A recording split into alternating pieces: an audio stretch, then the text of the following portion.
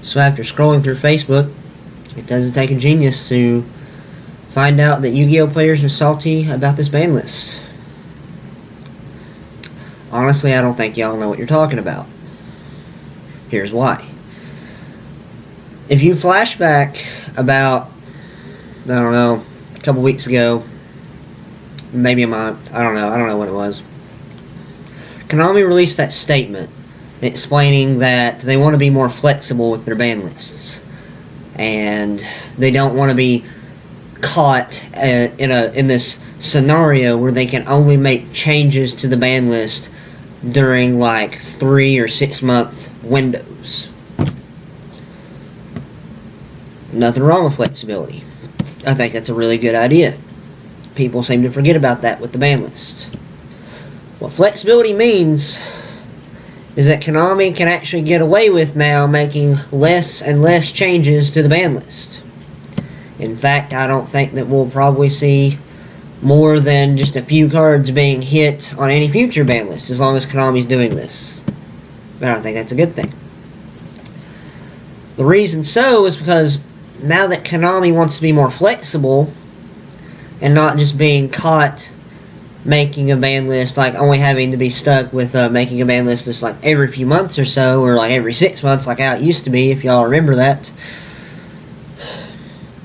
it allows them to actually address the problem cards of the format. Like, in the last format that we just got out of, like, every other Yu-Gi-Oh player will tell you that Gen Releaser of Rituals was the problem card. This ban list completely fixed that. Konami did what y'all wanted them to do. You're just still mad at them because they didn't do enough. But y'all just don't understand where they're coming from. I think y'all really need to, start lining up at the Konami's headquarters just to shake their hands or give them a hug or something. Because what Konami's trying to do is arguably be there more for the players when the players need them. Kind of imagine Konami as like your that uncle you always have that's looking over you. That's what Konami's doing right now. Y'all just don't realize it. This list that Konami just released is so much better than the ARG list. Y'all have no idea. And the reason is because the ARG list killed a lot of decks. A lot of people, after looking at the ARG list, say that, obviously the best decks now in ARG format are Cleafort, Ritual Beast, and Teller Knights.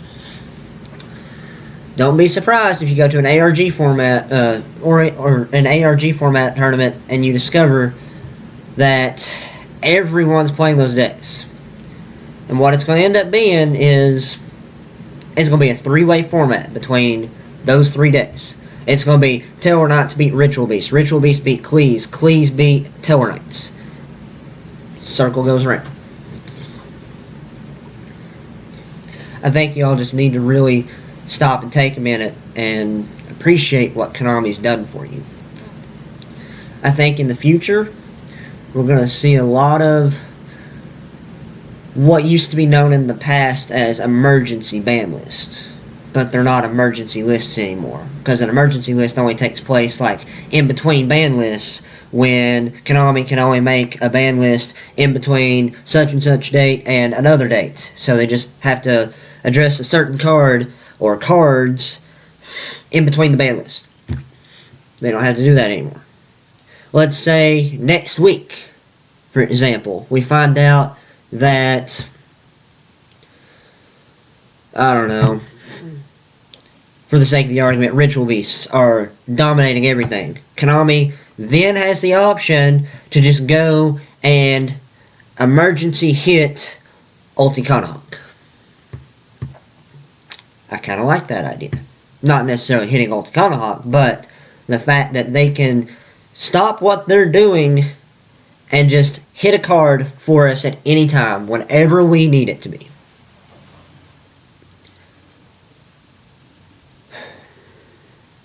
Alright, I think this rant's over. Anyway, thanks for watching. Like this video and subscribe. See ya.